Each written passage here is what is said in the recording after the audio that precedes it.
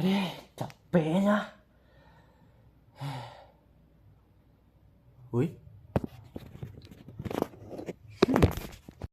Wih. Wih. Oh. Halo teman-teman, perkenalkan nama saya Eliezer Soisan. Saya berasal dari Prodi Teknik Informatika. Dan hari ini saya akan menjelaskan kepada teman-teman semua mengenai satu materi, yaitu penyajian data. Nah, apa saja yang akan kita pelajari pada penyajian data kali ini dapat dilihat pada slide berikut. Yang pertama ada data, yang kedua ada tujuan penyajian data, ketiga jenis-jenis penyajian data, dan keempat cara membuat tabel distribusi frekuensi dan diagram histogram. Nah, tanpa berlama-lama, mari kita masuk ke dalam materi pertama, yaitu data. Nah, apa sih data itu? Jadi data adalah kumpulan fakta, angka, kata, atau simbol mentah yang dapat digunakan sebagai dasar untuk diskusi, pengambilan keputusan, perhitungan, ataupun pengukuran.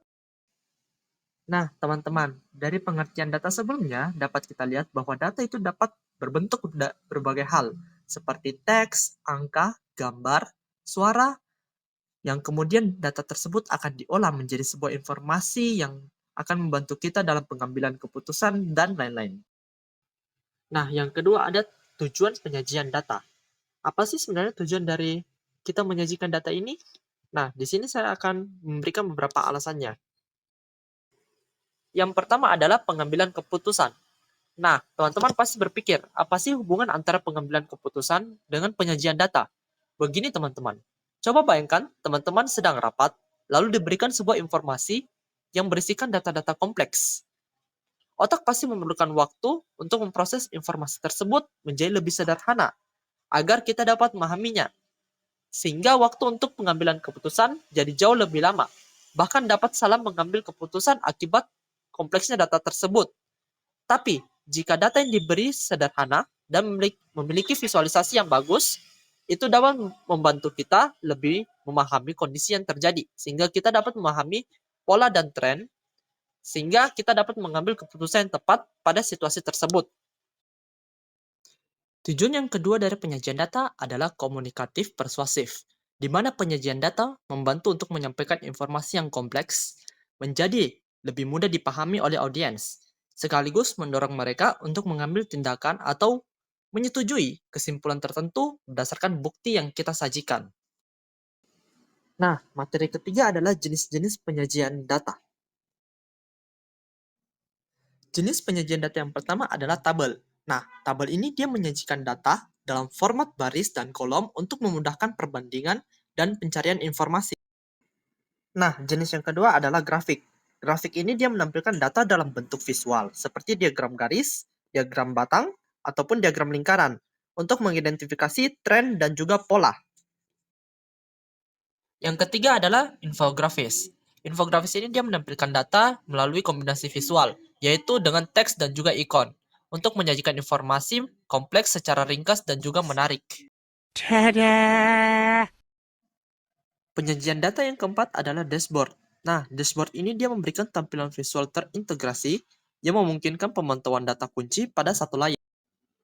Nah, ini adalah salah satu contoh dalam penyajian data dalam bentuk dashboard. Di sini dapat kita lihat ini adalah analisis penjualan dari kota-kota yang ada di Amerika Serikat. Ada dalam per tahun, ada dalam per bulan, dan ada juga disajikan dalam tabel yang dapat kita lihat.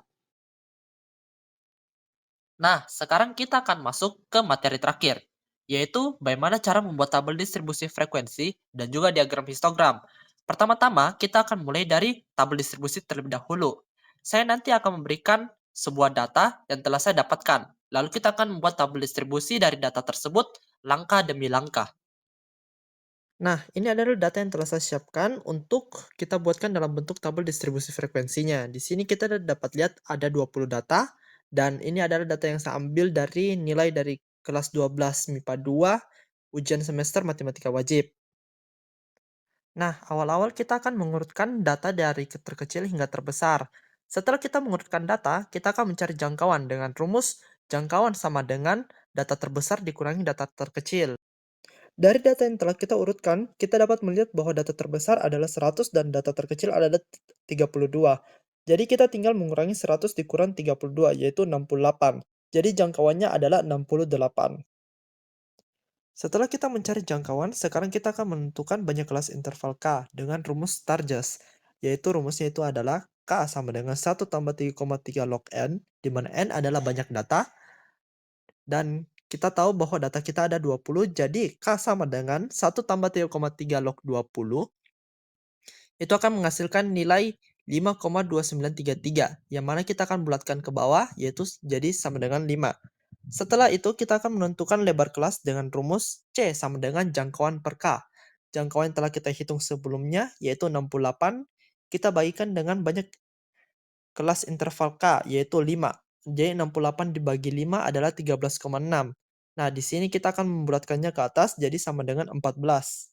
Selanjutnya kita akan membuat tabel distribusi, karena kita telah mendapatkan jangkauan, banyak kelas interval K, dan juga lebar kelas.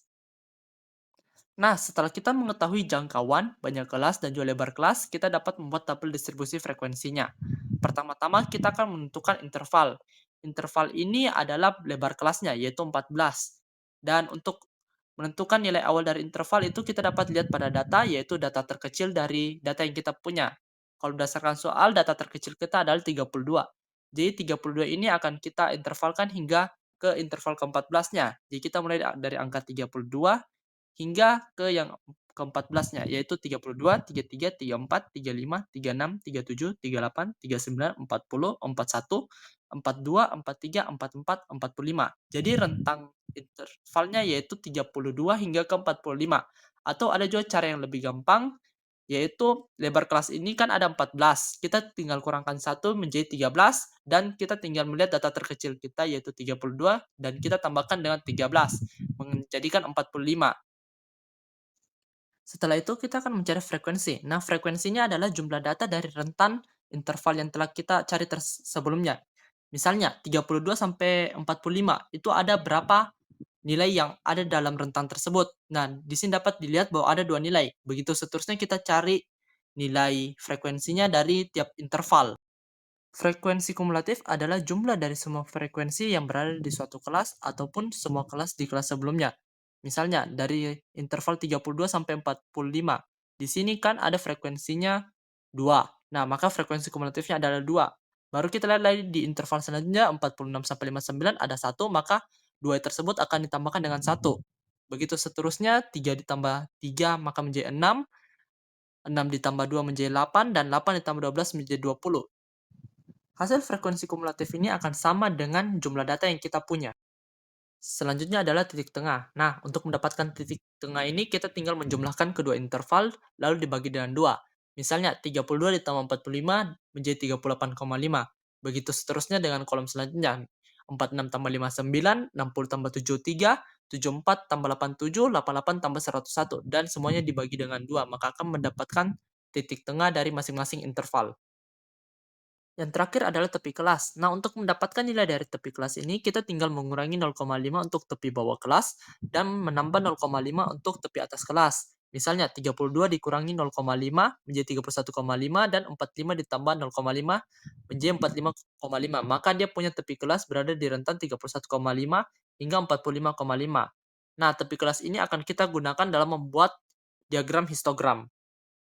Sekarang untuk membuat diagram histogram, kita tinggal memasukkan tepi kelas pada bagian X dan juga frekuensi pada bagian Y. Lalu kita masukkan nilai masing-masing dari tiap bagian dan akhirnya kita akan mendapatkan grafik sesuai dengan yang ada pada di gambar. Apa sih yang menjadi kesimpulan kita? Jadi kesimpulannya adalah, data adalah kumpulan fakta, angka, kata, atau simbol mentah yang dapat digunakan sebagai dasar untuk diskusi, pengambilan keputusan, perhitungan, atau pengukuran. Yang kedua, tujuan dari penyajian data adalah pengambilan keputusan dan komunikatif persuasif. Yang ketiga, jenis penyajian data ada 4, yaitu tabel, diagram, infografis, dan dashboard. Yang keempat, untuk membuat tabel distribusi frekuensi, kita perlu mencari jangkauan, banyak kelas, dan juga lebar kelas. Terima kasih atas waktu dan juga perhatian teman-teman semua. Sampai jumpa di video berikutnya.